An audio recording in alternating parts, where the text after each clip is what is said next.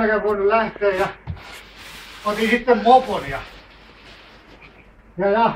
200 kilometriä meni ihan hyvin, mutta se leikkasi sitten kiinni ja ei siinä auttanut kun lähtee hölkkään.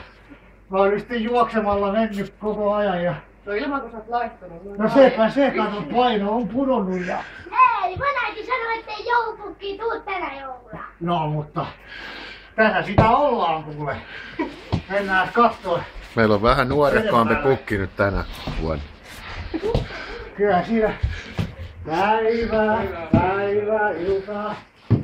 Tässä on pientävälle tämmöstä pientä tuomista kanssa ja noin vanhempikin menee aivan huuruun tässä. Katsotaan nyt sitten, että mitäs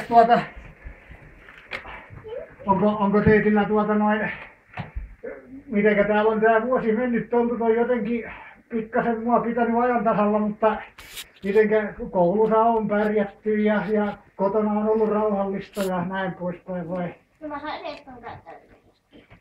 7, no se on ihan hyvä. Vähän on niinku parantamista, mutta ei se ole kuitenkaan ihan huonokaan.